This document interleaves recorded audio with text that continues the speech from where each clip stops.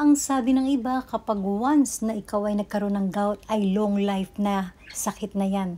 Conforme po ito sa gout.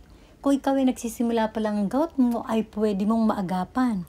At kung malala naman ang gout mo, ay hindi mo na talaga pwedeng agapan. Kasi talagang yaan ay konektado sa ating buto. At siguro magtataka kayo sa vlog ko na to na about sa sugar. Yes, about sa sugar po, dahil ang sugar ay kapag nahalo sa lahat ng ating kinakain ay nagiging acid.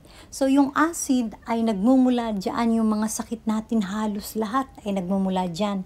Ang gout, ang arthritis, ang heartburn, ang sa liver, ay nagkakahalo-halo na yan once na tayo ay nagka-acid. Kaya yung ating pagkaing matamis talagang halos ipagbawal na talaga ng doktor yan, sa totoo lang. Ako, dati nagkaroon ako ng gout pero talagang naagapan ko. So ito ay talagang nakukuha ko din sa mga matatamis na pagkain.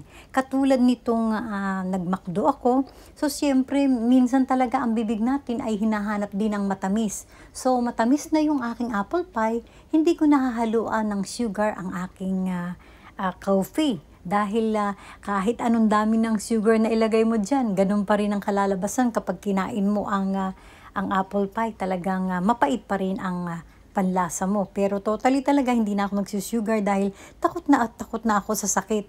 Halos lahat ng sakit ay talagang natanggal ko na sa aking katawan dahil sa mga pagkokontrol ng mga sugar at iba pang mga bawal na pagkain. At baka pagtawanan nyo ko, ako'y Girl Scout, palagi akong may dalang wasabi. So bago talaga ako kumain ng matamis, ay talagang kumiinom muna ako ng kaprasong wasabi. Inuunahan ko na kasi baka kumirot na naman ang aking tuhod, ang aking gout, ang arthritis ko, ang aking rheuma ay magkasama-samang kirot. So talagang ganyan ang ginagawa ko ngayon, for sure na talagang walang papasok na bakterya dun sa kakainin kong matamis. At alam nyo ba, ang mindset ko kapag ako'y nakain ng kahit na konting matamis lang ay talagang umiinom ako ng maraming tubig. Finally, ang aking coffee ay talagang hindi ko na nilalagyan ng sugar. Talagang nasanay na ako dahil ini-imagine ko talagang ito ay nakalilinis ng liver. Alam nating lahat na talagang ang gout ay talagang namamaga talaga ang ating mga paa. Nagsisimula na yan. So, ang ginagawa ko talaga, kapag hindi ko nakuha sa wasabi, ako'y umiinom kagad ng aloe vera. Ang aloe vera ay para sa maga at ang wasabi naman ay para sa kirot. Kapag ito ay pinag-combine mo ng pag-inom, ay talagang gagaling ang inyong gout.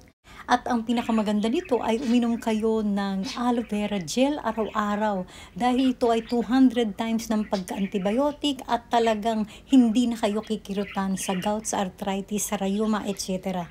So thank you so much guys for watching and see you to my next vlog. Bye!